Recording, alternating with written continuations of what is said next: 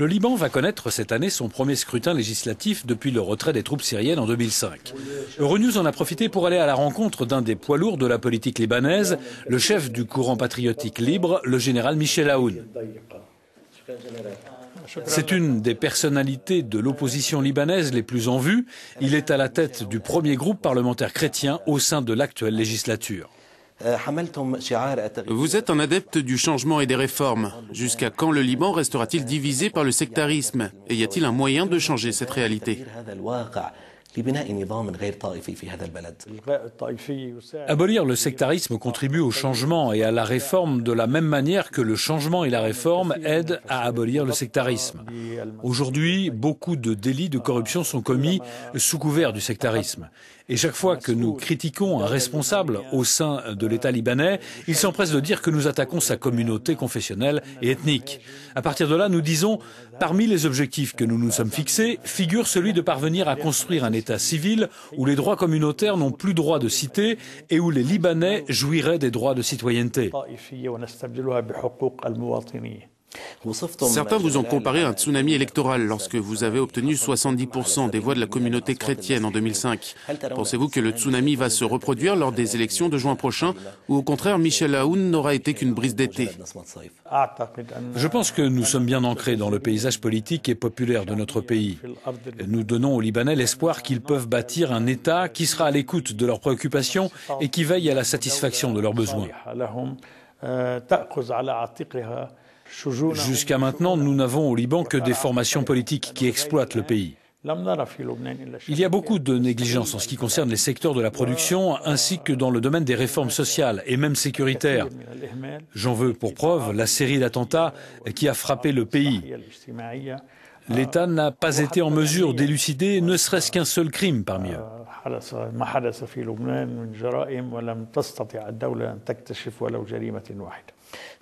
Certains hommes politiques disent que la popularité de Michel Aoun s'est effritée après son alliance avec le Hezbollah.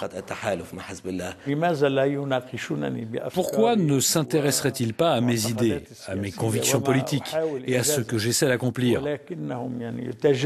Il préfère instrumentaliser ma popularité dans l'espoir d'influencer l'opinion publique. Mais nos concitoyens s'intéressent plus à mon programme de réforme qu'à ma popularité. Certaines sources soutiennent que Michel Aoun a eu un rôle dans le contact établi par la Grande-Bretagne avec le Hezbollah. Pourriez-vous nous en dire plus? Non, il n'y a pas eu de médiation directe, mais mes positions politiques ont été pour beaucoup dans les tentatives de la Grande-Bretagne et de certains pays européens pour comprendre les positions du Hezbollah. Et même des Américains, lorsqu'ils ont compris qu'il n'y avait pas moyen de nous éloigner du Hezbollah, qu'il y a une unité nationale qui s'est ancrée grâce à notre politique.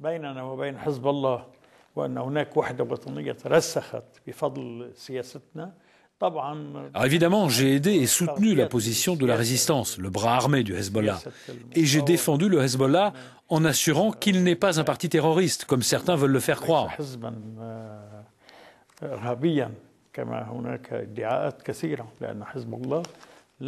Le Hezbollah n'a commis aucun attentat terroriste à travers le monde, ni à l'étranger, ni sur le territoire libanais. Il n'a fait que résister à une force d'occupation et la légalité internationale, ainsi que la charte des droits de l'homme reconnaissent ce droit. Pour cette raison, nous refusons que le Hezbollah soit étiqueté comme étant un parti terroriste. Vous vous êtes rendu en Iran. Est-ce une reconnaissance du rôle que joue ce pays au niveau régional? L'Iran est un grand pays au Moyen-Orient, entre la rive orientale de la Méditerranée et la Chine.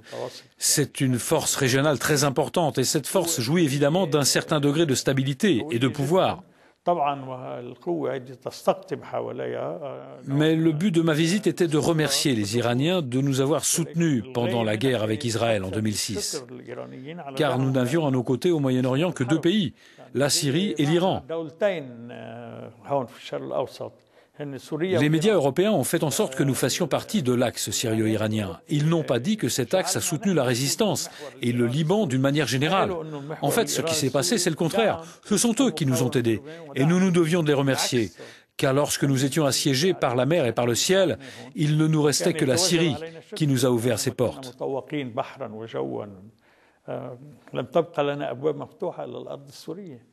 Est-il possible que le Liban signe un accord de paix avec Israël en cas de règlement de la question des fermes de Sheba et en l'absence de progrès sur le volet israélo-syrien? Le secret de la paix avec Israël est le règlement de la question des réfugiés palestiniens au Liban et non les fermes de Sheba. Si la question des réfugiés palestiniens est réglée, il n'y a pas d'objection à conclure une paix avec Israël? Bien sûr que non. Nous sommes tous à la recherche d'une solution équitable. Mais le Hezbollah, qui est votre allié, refuse et assure qu'il n'y aura pas d'accord de paix avec Israël et menace de rayer l'État hébreu de la carte. Ces déclarations du Hezbollah sont une réponse à l'Occident qui l'accuse d'être un parti terroriste. En cas de proposition positive, les choses changeront. Avec l'arrivée au pouvoir de la droite et de l'extrême droite en Israël, pensez-vous qu'il y aura une nouvelle guerre avec le Liban?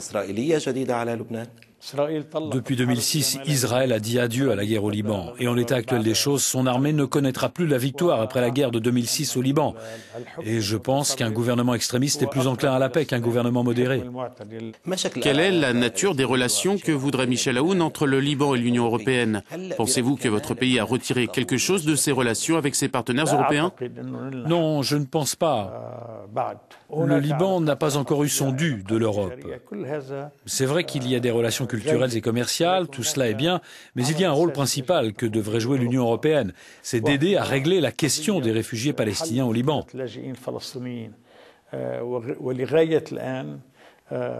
Jusqu'à maintenant, l'Europe avance à pas feutrés dans ce domaine, alors qu'on ne peut parvenir à une solution au Moyen-Orient sans un règlement de la question des réfugiés palestiniens.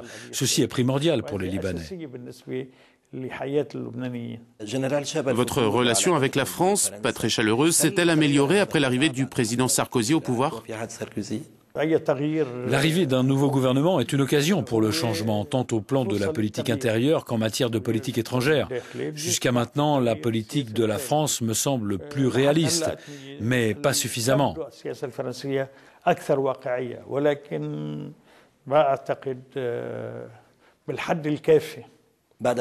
Il y a plus de 20 ans, vous avez quitté le Liban. Est-ce que vous nourrissez encore l'espoir de devenir un jour le président libanais? C'est le dernier de mes soucis. Ce qui m'importe, c'est de réaliser un programme de réforme et de changement au Liban. Car depuis 1920 et jusqu'à maintenant, nous vivons au sein d'un pouvoir rigide. Un pouvoir qui a créé une sorte d'école politique, ou plutôt des dynasties politiques qui exploitent le pays au lieu de le bâtir. العماد ميشيل عون شكرا جزيلا لك لهذا اللقاء. شكرا لك.